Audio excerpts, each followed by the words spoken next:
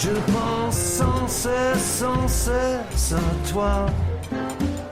Well, hello there, and welcome to The Four Top. It's a roundtable discussion of today's hot-button topics in food and beverage. I'm your host, Catherine Cole. Episode 17 is shaping up to be quite tasty. For our first course, we will attempt to unpack the cultural phenomenon that is the iconic female food blogger. Next, the language of flavor. Taste is subjective, so how can we describe it? And finally, online wine clubs. Should you belong to one, or are they a waste of money? Today in the studios of OPB, I'm joined by Bianca Bosker, a certified sommelier and an award-winning journalist whose brand new book is called Cork Dork, a wine-fueled adventure among the obsessive sommeliers, big bottle hunters, and rogue scientists who taught me how to live for taste. Welcome, Bianca. Thank you. Thanks for having me. I'm so excited to geek out about wine with you.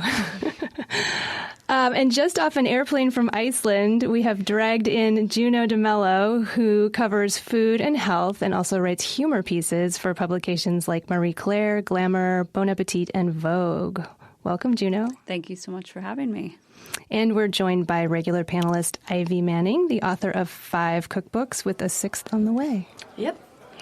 Welcome. Hello. And now let's talk about the ladies of the food blogosphere. Remember when cookbooks were written by sensible, matronly chefs and nutritionists? Well, today the food scene seems to be ruled by women with fabulous hair who have an eye for accessorizing and shooting a well-composed Instagram photo.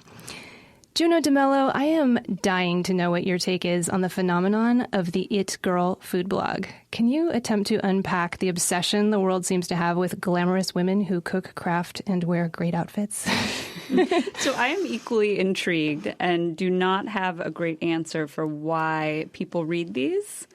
I kind of think there are 2 types. I think there are the really serious food bloggers who are kind of the old school, like I think of Smitten Kitchen as an early adopter, where it's all about food and they just play a minor role. They're kind of I had a kid, here's my husband, here's what my kitchen looks like. That's kind of in the background.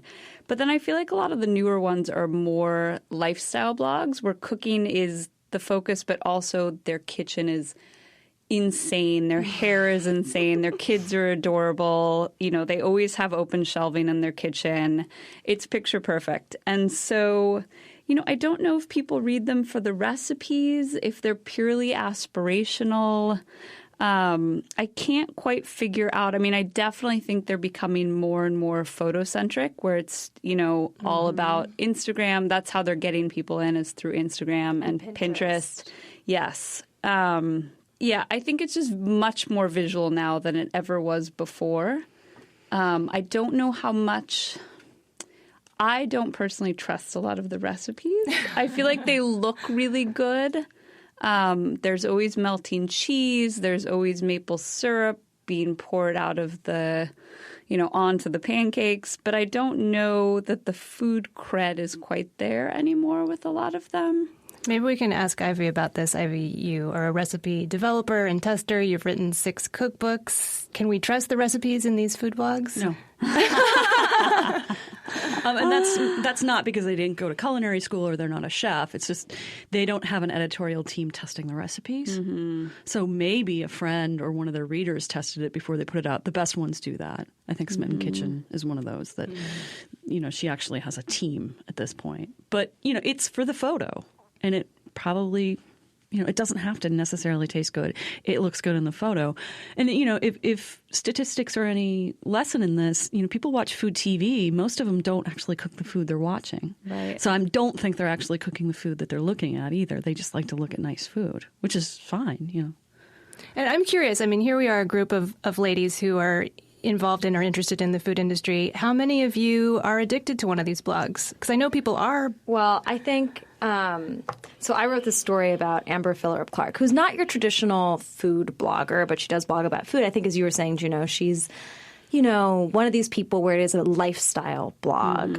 And I was intrigued beforehand, but so I wrote this profile of her because I was interested in the same question. You know, she has 1.3 million Instagram followers, 250,000 monthly readers on her blog, makes somewhere reportedly between $1 and $6 million a year, and basically posts, you know, like a typical blog post will be, you know, 19 photos of her kids and her family on a lazy Saturday afternoon.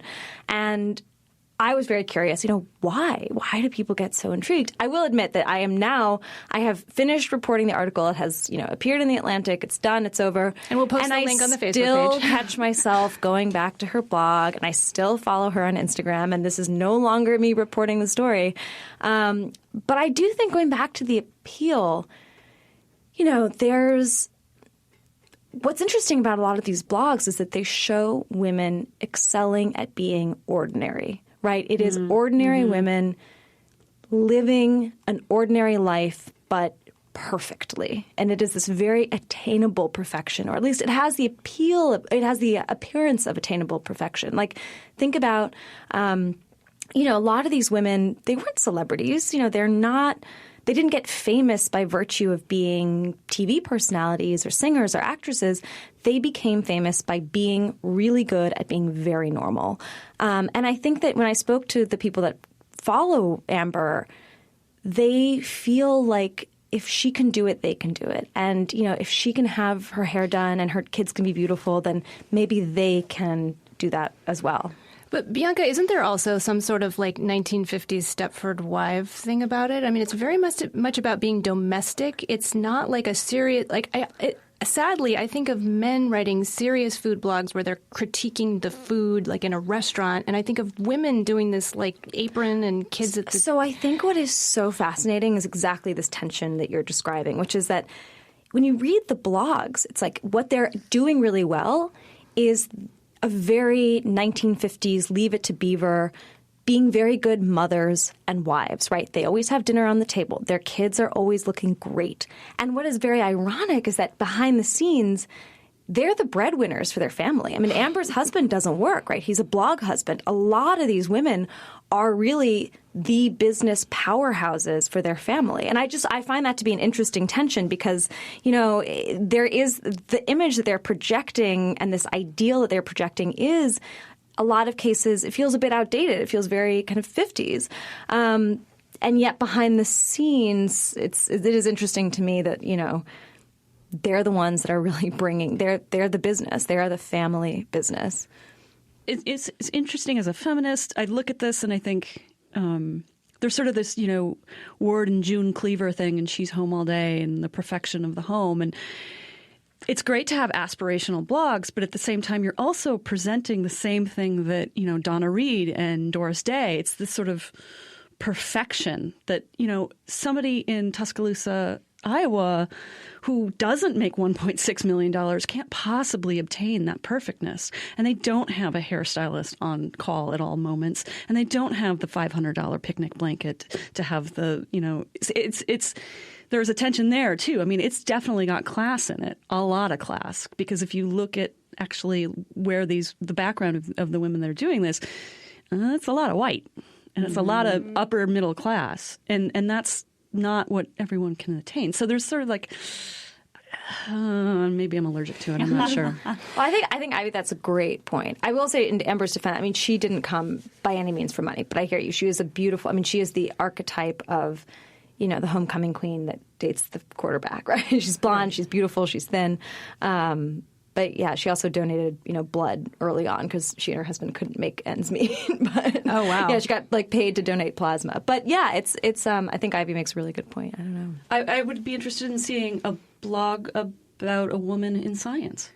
Yeah, you know, yeah, totally. So something that like, okay, you're not the 15-minute star, you know, because this only lasts so long. That kind of fame only lasts so long. What are you going to do after those checks stop rolling in and Instagram isn't the thing anymore? Like, or when adorable babies grow up to be teenagers. Yeah. I mean, not that teenagers aren't adorable, but, you know, they're you less... You have a good point there, Bianca. It's always a toddler sort of hanging on the skirts of the blogger. And, yeah, what happens when those kids get pimply and have attitudes? They're no longer cherubs, Catherine.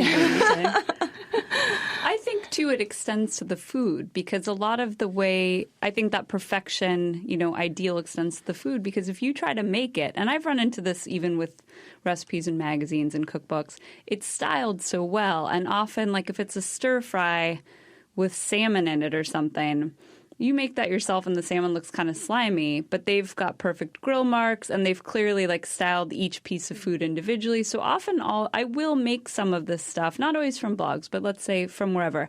And then I'll look at it and I'll even show my husband, like, look, it doesn't look anything like the picture. And I'm so disappointed because I want it to be beautiful. And I've been on set with food stylists and I know that tweezers and weird potions and hairspray. Yes, and tricks are involved. But I am always disappointed that what I've made doesn't look like what they've made. There's not cheese dripping out of it. There's not, perfect golden brown top. There's not grill marks. And so I think that that perfect life extends even to the food, or the food is really visually appealing and beautiful. Like I think and does it acai taste bowls. good? It tastes okay, but to me the ultimate is like an acai bowl. It's like this beautifully composed, bright purplish pink bowl with star fruit and kiwis and chia and coconut, and it's this elaborate thing, and it's like it tastes like a smoothie in a bowl. I don't really want to eat that, but I want to take a picture of it because it is appealing to look at.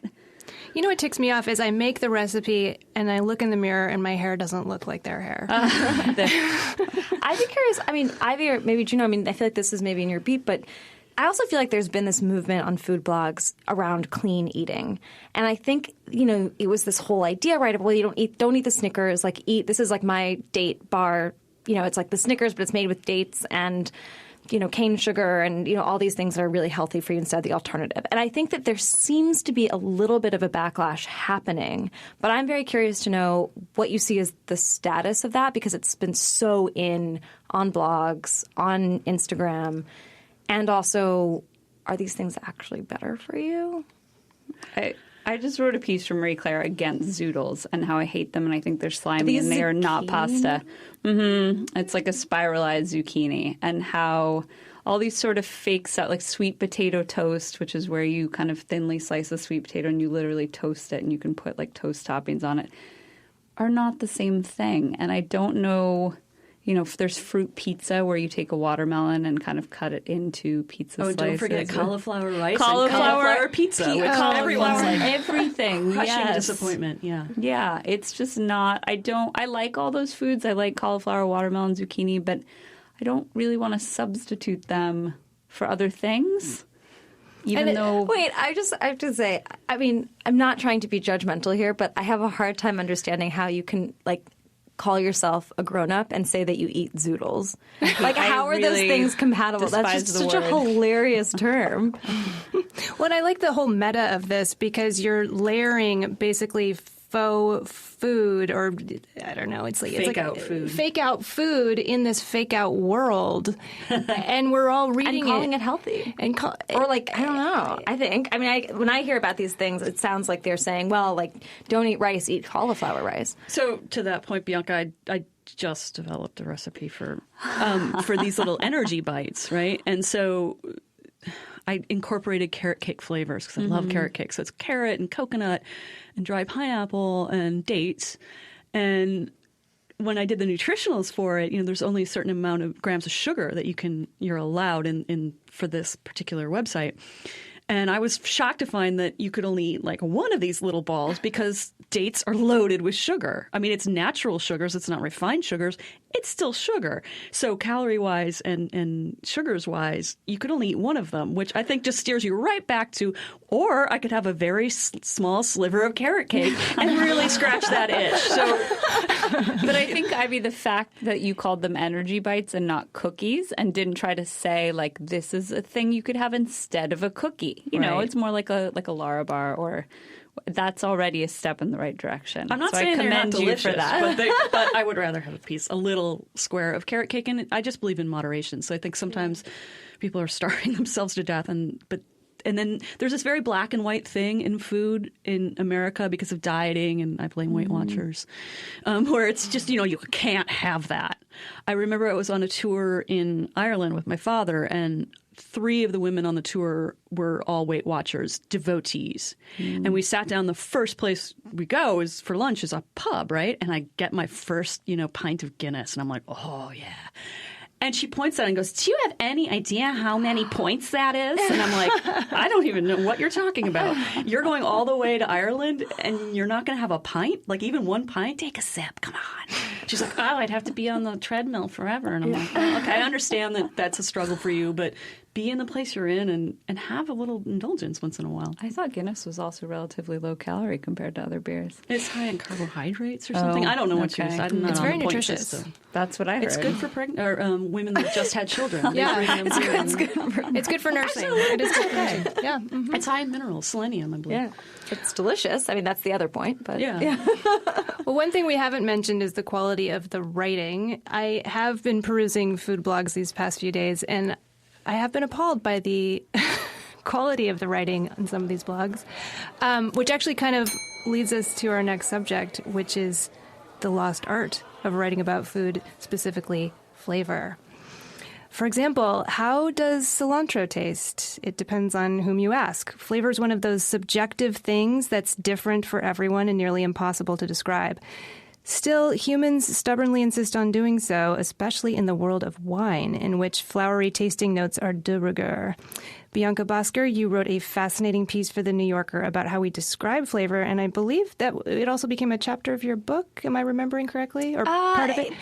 Information that I researched for the piece also ended up in the book, yes. So I'm interested to hear your perspective on how we write about flavor, and how do you go about writing tasting notes? So I think, it's helpful to step back and sort of think about this broad idea of tasting notes, because I was just completely shocked from the first. So as part of the research for my book, I quit my job as a tech editor and started training to become a sommelier. And one of the first steps was weaseling my way into these tasting groups where I was blind tasting with these aspiring master sommeliers. And when they stick their nose into the glass, the things that come out of their mouth to describe the smells and the flavors are astounding. In some case, it sounds like they're reciting from like a Wiccan book of love spells, baby's breath, sweat, like fresh blood, dried leaves, Robitussin, all of these things. And that got me very interested in this question of where did that language come from? Also because it has devolved so drastically. There have been interesting studies that have been done where they gave they gave amateurs basically glasses of wine and the tasting notes written by the critics and asked them, okay, match this description of the wine's flavor and aroma, written by the critic with the right glass of wine. And people just failed the exercise, couldn't match them up. And so it speaks to the fact that a lot of these descriptions have become more poetry.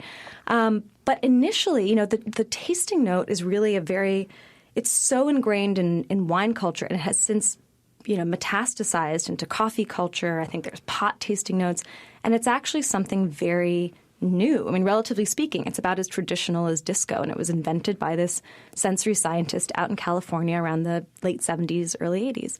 And that's that vocabulary of describing wines and foods in terms of other foods, right? So we say, well, it smells like raspberry, it smells like blackberry, whatever. And there is, interestingly, though, like a bit of a scientific basis to that, because in some cases, this idea. For example, if you take Sauvignon Blanc, right, a very typical description, and this is, from the original aroma wheel that was developed in the 70s that inspired the modern tasting note, we'll say it smells like green bell pepper. Well, it turns out that the same chemical compound that makes green bell pepper smell like green bell pepper is also in Sauvignon Blanc, and that's pyrazines. So it's not all BS, but I finally was able to come to a place where I sort of made peace with tasting notes. I don't know, Juneau, how do you approach it? I don't know if I just have an unsophisticated palate. I have gone to one wine tasting ever where notes were being taken, and I was kind of the journalist at the table reporting on it. And I remember the same experience. It was like cherry lotion and tobacco, and I was like, I can tell you I like this. I can tell you maybe as far as it tastes kind of acidic or it tastes smooth, like a very basic level. I find it hard to find the words to say to describe what something tastes like other than a feeling it gives me or a thing it reminds me of, or maybe like, you know, salty, sweet, kind of funky, tangy, very basic, but not, I cannot pull individual baby's breath notes. I don't know. Ivy, you maybe have a more refined palate. That's interesting, Juneau, because I just finished reading Bob Holmes' book called Flavor, and he goes through a lot of different studies and a lot of different elements that make up what flavor is versus taste or versus aroma, because flavor is sort of everything. So that's who you are, where you come from. And I think a lot of us kind of assume that that wine people are God-given this gift, but it's actually really a lot of training. In his book, he discusses a study that was done in the Netherlands where they took coffee experts, chocolate experts, wine experts, and mixed them in with normal people and had them do blind taste tests of foods and like pick out elements. And if the wine and coffee experts, it wasn't in their realm, if it wasn't wine or coffee, they really couldn't pick out much more than any normal person. They're just trained to pick out coffee notes, and they learn a language of things like gooseberry and cat piss for Sauvignon Blancs, And like, if you're talking to people that don't know wine and you say cat piss, they're going to get really offended because they just open a nice bottle of wine for you. But that's just the language that you can use. Right. As I say, I think that's such a great point because well, part of it goes back to, I think, this idea that smell doesn't matter. And we have Aristotle and Plato to thank for that. But a lot of it also has to do with the fact that, smell bypasses our conscious brain. So we aren't really trained to pay attention to smell. And part of it also starts with the language and the lack thereof. Actually, for a long time, there were some neuroscientists that believed that the human brain was wired to essentially prevent us from being able to name smells. That we were not put together to be able to put a name on a smell. And there's been really interesting research done actually by anthropologists and linguists that have found, well, it's actually not the brain. You can name smells if you've grown up in the right culture and you have the right language. And in particular, they took this hunter-gatherer tribe, I think from Southeast Asia, and they had an incredibly robust language for smells. So they could, they had one word for the crushed smell of like a shrimp's blood versus fresh urine smell was another one, and stale urine smell was another, and old blood and new blood and all these things. And they basically gave this sort of scratch and sniff smells to these members of this hunter-gatherer tribe, and they came up with very consistent words from one person to the next, and it took them about 3 seconds maybe to come up with that word. They gave them to English speakers to smell, and first of all, it took them around 13 seconds of fumbling around, and then there's this amazing quote of actually cinnamon smells. They gave an English speaker a cinnamon smell, which is not exotic. I mean, it's, cinnamon. And I remember there was this great thing. He was like, well, oh, God, what is this? Shit, I can't remember. I got big red gum. Can I say big red gum? And fumbling around and just freaking out. And finally just said, he was like, I think it's like hot pepper something. All right, big red, just fine, put that down. And I think it just speaks to the fact that we never actually teach ourselves to listen to our nose. And we never have developed that kind of alphabet of smells. But we can. That is the cool part.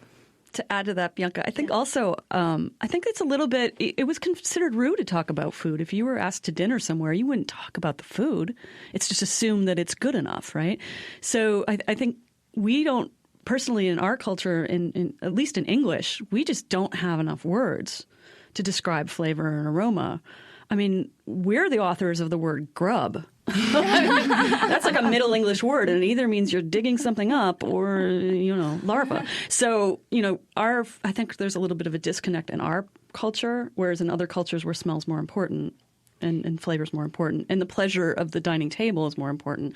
Miss Manners and the Puritans didn't like us enjoying our food, because that's a sin. So, I think that's part of it. That's a good point, Ivy. I'm thinking, when you sit down at a dinner party, you say, oh, this looks amazing. This looks so delicious. But you don't say anything about how it smells or tastes very often. And I'm wondering, getting back to our last topic, is this why blogs and Pinterests and Instagrams are so popular? Because we are more used to connecting food with our eyes than with our taste buds. It would probably be healthier if we connected our appreciation more with our taste buds rather than just the way food looks. I feel like sometimes food is so functional, and it's like, well, I feel very light and clean and energized when I eat this, or I feel very heavy and weighed down. But we don't, you're right, we don't talk about, and maybe it's because we're rushing through our meals, or we're, at our desks checking our email while we eat. So it's not, you don't stop long enough to really meditate on how it smells, let alone how it tastes, beyond just, it tastes good, it's hot. Yeah. But I think Juneau and Ivy, you're both kind of getting at the same thing, which is this idea that it's kind of rude. I mean, in the course of, trying to teach myself how to taste and smell, I started smelling every piece of food that went into my mouth. And I got some really weird looks. And it's unfortunate, right? Because that is a whole other step of enjoying the meal, right? Is to actually pause. I mean, you get like when I go out and eat sushi, it's I'll smell each piece of fish before I put it in my mouth.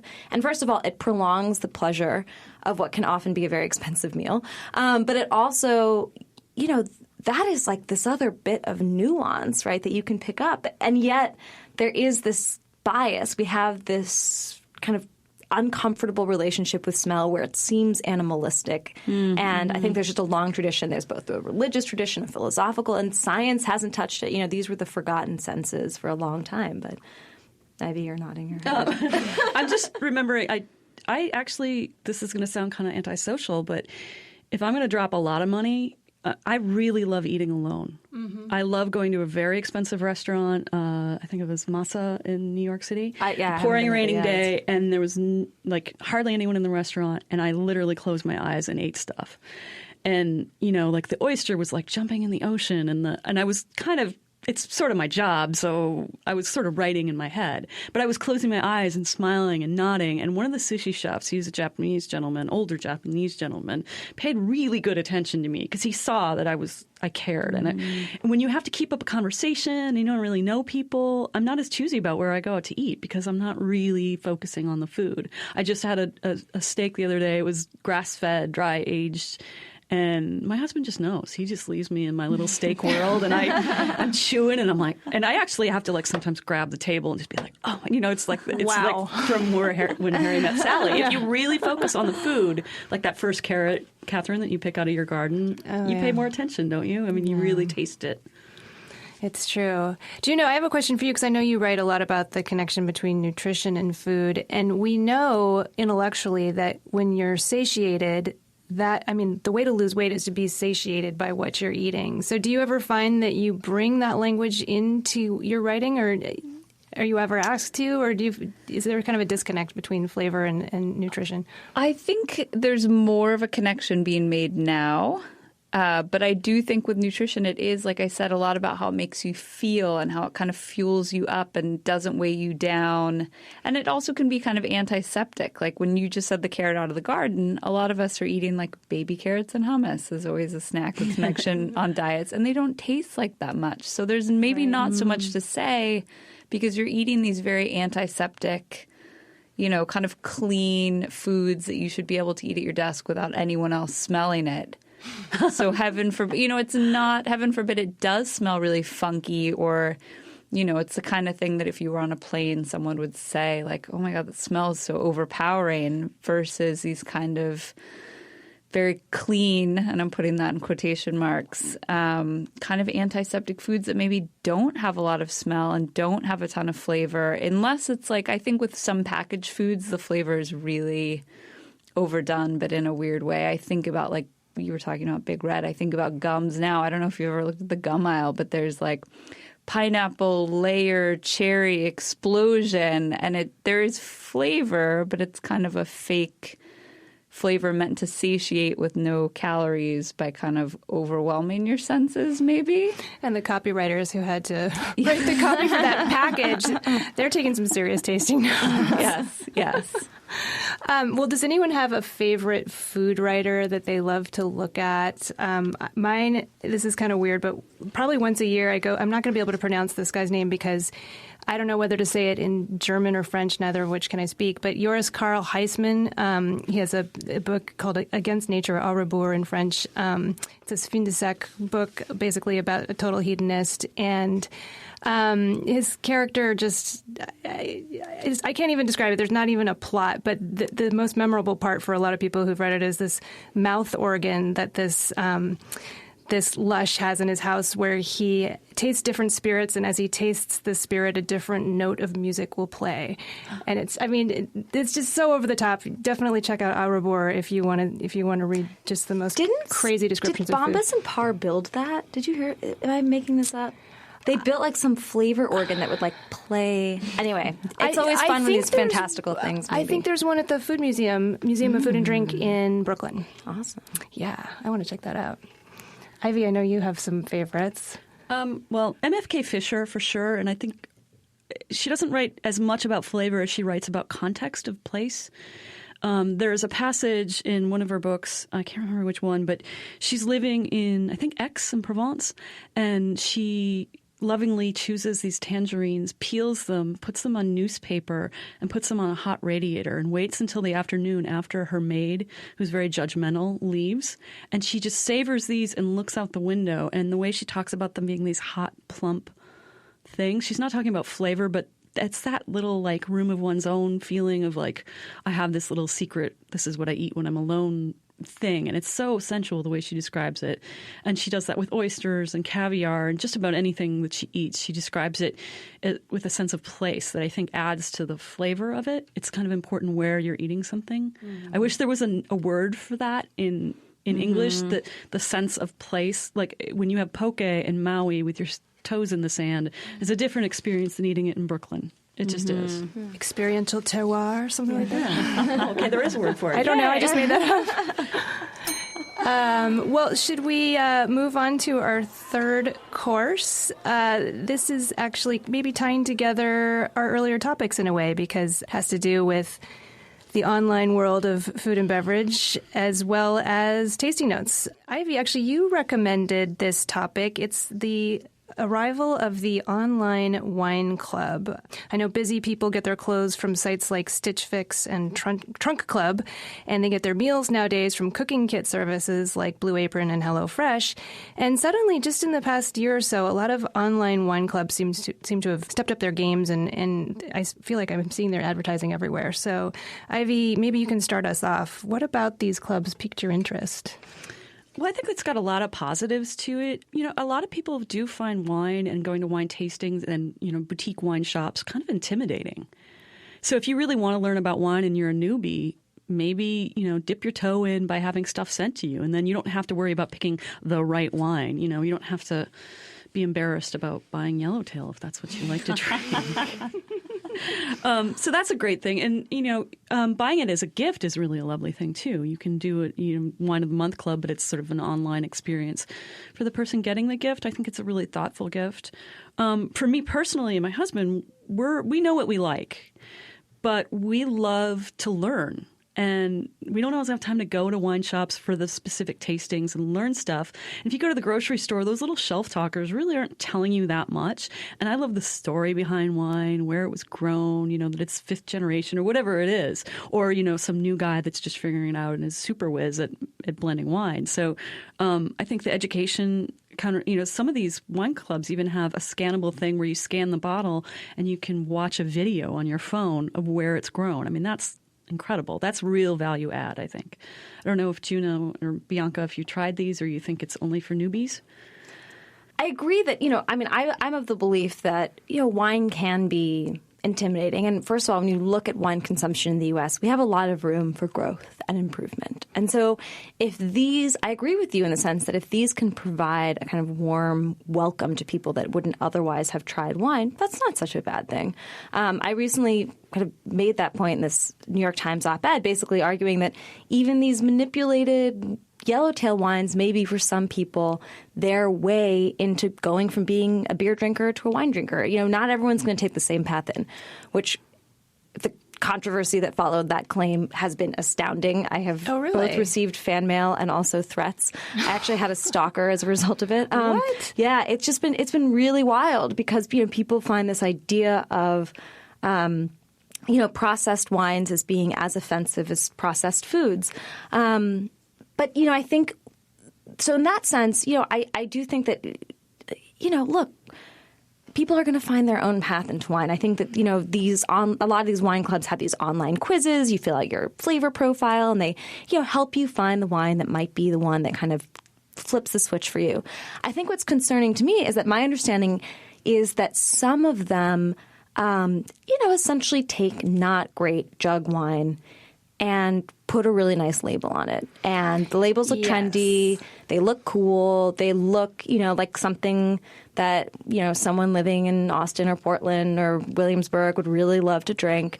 And because our flavor sensibilities are so impressionable, we see this lovely label with this kind of clever marketing copy, and we find it delicious. And I guess my only concern is, I think these are so new, but I'd be curious to see, are they actually going to convert people into being really thoughtful drinkers, or do we reach a sort of stasis point with them? And also, how good is the quality? I think it'd be helpful to know. I wish I knew better, but yeah, Ivy, go ahead. In the lingo of wine clubs, they call it churn because they have to keep you, but they also have to spend money getting new people. Because eventually people get tired of it and they'll should we renew this or should we just let it go? Mm-hmm. Just like magazines or whatever subscription you're into. So they have to find ways to keep you interested, or they should. And if they don't, then you should leave. But I don't know. I haven't read anything about label changing or pouring plonk into a trendy bottle. I don't know. I am a little bit reserved about this because you don't really know what. If these are tiny little vineyards that we've never heard of or winemakers we've never heard of, where are they really? I mean, what are we really getting? And there is no regulation on that as far as I know. I'm not sure. I would love to trust them. And if I get things I love and it's only $13 a bottle, that's great. I mean, I'm saying only, but some people won't spend more than $5 right. and think $5 is great. And, if that's a gateway drug to better wine, good. I have to say, I checked out, I don't want to drop names since I don't have any proof of anything, but I checked out probably the most popular of these sites, and it did seem, I don't know if it was jug wine, but it did seem they were doing some sort of negociant thing where they were buying up a bunch of juice from wherever and just calling it a regional wine, and as you said, Bianca, putting a beautiful label on it, and every single wine was $13, and the wine expert in me was very suspicious of what is in that bottle. And then another site I was looking at, it looked like the wines were pretty good, but the vintages were all pretty old, like 2011. And then I was thinking, well, these are all wines sourced from wineries that have an extra warehouse full of inventory that they were not able to push 3 years ago. And so they're showing it online with, discounted price. It's only $40 and it used to be $60, but that's still not a deal if it was a wine that wasn't selling originally because it wasn't very good. So I worry for consumers who aren't that knowledgeable and might be getting ripped off. Yeah. I'm not sure. It's funny. It still has kind of a Sky Mall feel to me, those clubs. I've signed up one time, so I am very uneducated about wine, about beer. I don't know what I like. I don't drink it a ton. And so I wanted to sign my husband up for a birthday gift for like a beer of the month club, but I didn't trust. I kind of did some research, and this was a couple years ago, and I was like, it all just feels weird and corporate, and I don't trust that they have my best interests at heart, I guess. And I ended up going, this was when I lived in Brooklyn, with a local tiny beer and cheese shop, and they had their own where they left it on your doorstep once a month. And there used to actually be here in Portland a pastry of the month club where a bakery would give you a box of a few pastries. So I feel like I'm totally on board if I know the person selecting it, or I kind of trust that I trust their taste. But when it is some sort of online, I always see in my Twitter feed, like, MIT grads developed this wine club for 20-year-olds. And I just think, like, I don't know that I trust. It's kind of how I feel about Stitch Fix, HelloFresh, any of these things where it's kind of like, I don't know that you know what I like to eat for dinner or what kind of clothing I like, no matter what survey I take.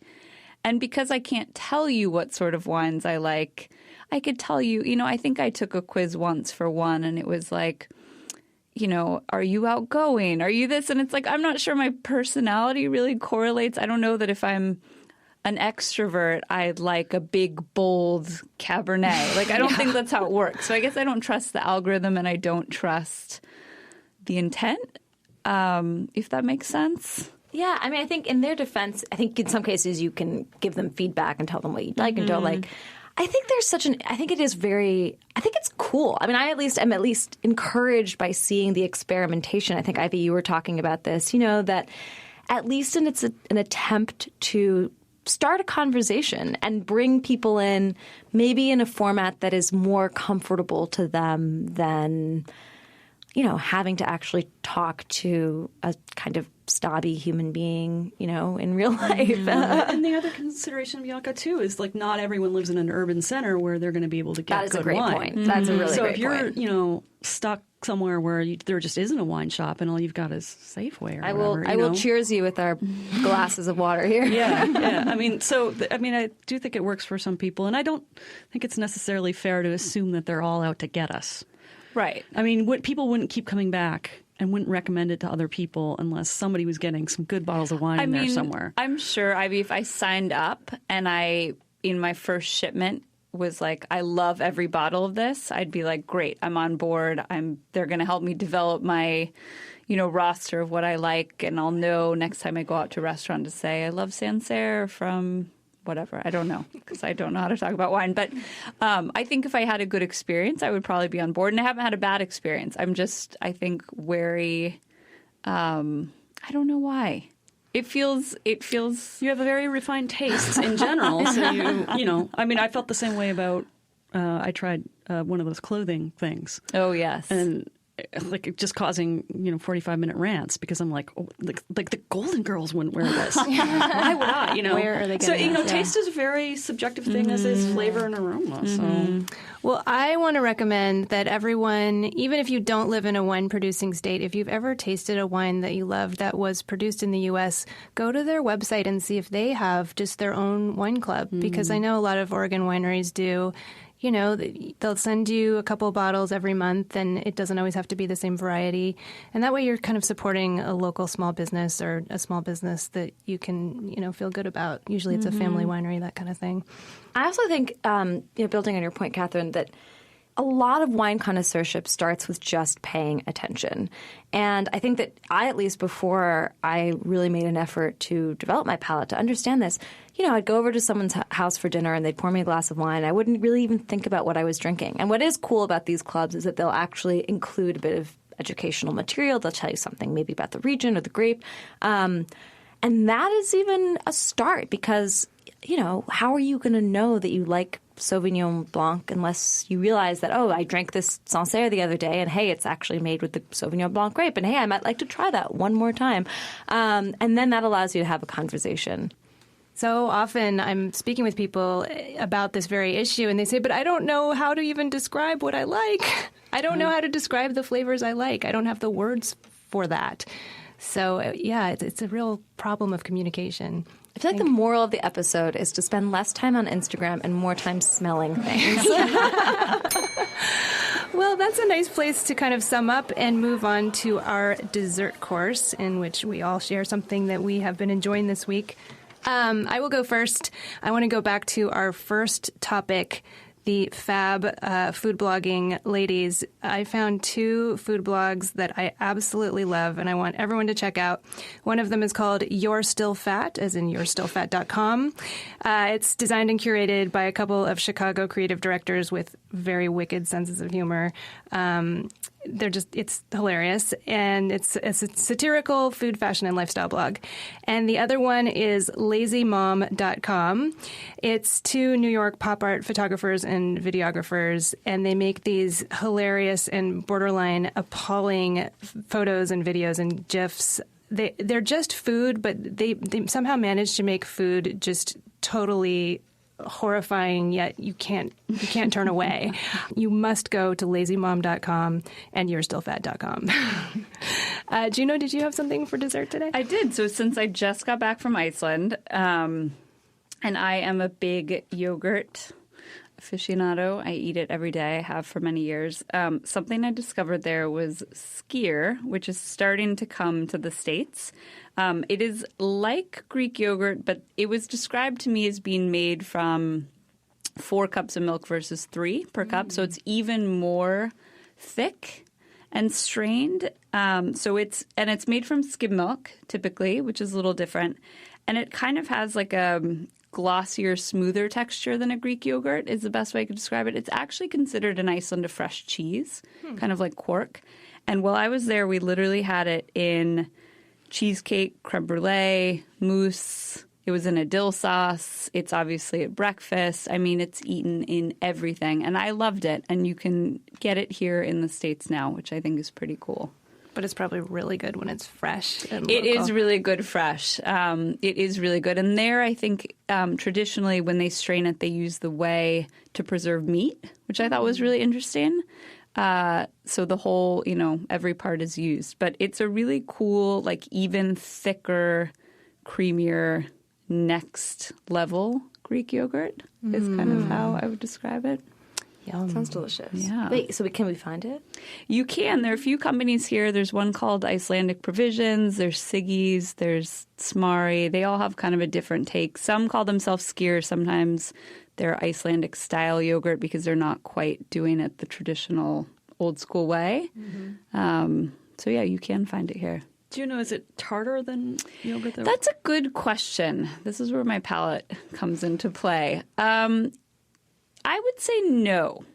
I would say it is not tartar. I would say it's a little less tart than a Greek yogurt. It depends on the brand, how it's made. Some are a little creamier, and it's almost like a creme fraiche, I guess, is how I would describe it. Well, I've been eyeing those in the gourmet grocery store, so I'm definitely going to buy some. Try them. Yeah. Thanks for that recommendation. Yeah. Bianca, did you bring a dessert item for us? I did. I mean, my like huge banana split of a dessert has been obviously my book Cork Dork coming out, but it's also been exciting because it allowed me to catch up on a lot of great wine reading. I don't know about you guys, but I feel like I put out all of these words and now I need to replenish my stock of words. And there's this book called, I hope I'm pronouncing it correctly, called The Initiates. And I am revealing my Portland roots here. It's actually a graphic novel. And it really resonated with me because, my book and this journey was about going from tech journalist to cellar rat to sommelier. And this book is a story. It's kind of this Freaky Friday of 2 Frenchmen. One is a comic artist and one is a winemaker switching jobs.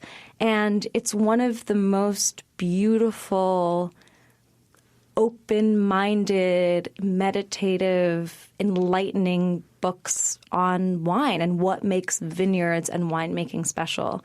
But there's something very cool about this book that's illustrated, and so actually getting to visualize, see the vines, through his absolutely stunning drawings. And I think that it's a really lovely entry point for people that are curious about wine and what makes it special and the passion that winemakers bring, because it is told from this perspective of this comic book artist who really didn't know anything about it. And I loved it. I think it's great. I will definitely be checking that out. That sounds so good. How about you, Ivy? I just found a TV show that I'm absolutely adoring. It's called Samurai Gourmet. It's a Netflix original TV show, but it's in Japanese with subtitles. And it's about a salaryman who's just retired from his high-pressure Japanese business job. And he kind of doesn't know what to do with himself, so he ends up going out to lunch a lot and just kind of relaxing a lot. But he's still really tightly wound. So in one episode, for instance, he really wants a beer. at lunchtime, everyone will look. He's so worried about it.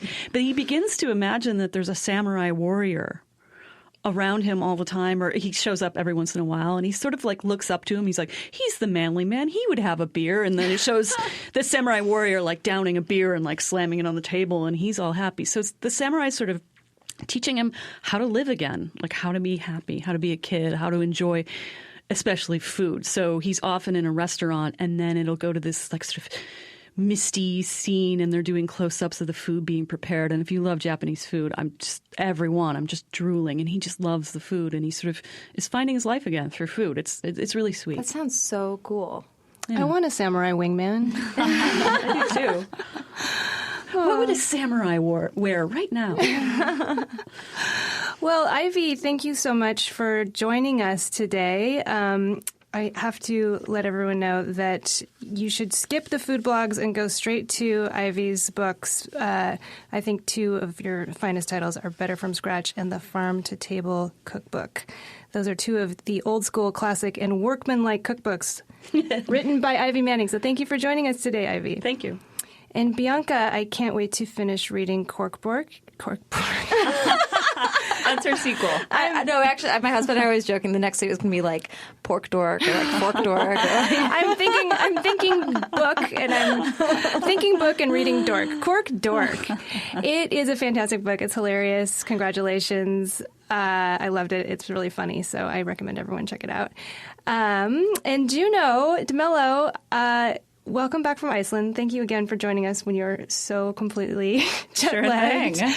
And when I'm feeling sad, I want everyone to know, go to thenewyorker.com. This is what I do when I'm sad, and I reread Juneau's Daily Shouts piece about clickbait spoilers. It is hilarious. So thanks, everybody. Thank you. Thank you. I'm hungry now. Hey, folks, we want you to savor the conversation with us. Help other people find our show by subscribing to and rating The Four Top on iTunes, NPR One, Stitcher, or however you get your podcasts. It only takes a few seconds, and it helps us so much. At facebook.com/thefourtop, you can suggest topics for us to discuss, and please tweet us at #4top, all one word. Today's IACP award-winning, James Beard Award-nominated show was recorded in the high-fiber, protein-packed city of Portland, Oregon, in the studios of OPB. You can read all about us on the OPB website. Our producer is Alex Ward. Special thanks to OPB sound supervisor Stephen Cray. And our theme music was performed by the incomparable wine importer Kermit Lynch. I hope you can join us for our next episode, and please, please tell your friends about the Four Top. Bye-bye. Nuit blanche, nuit blanche, nuit blanche. Did anyone leave a tip?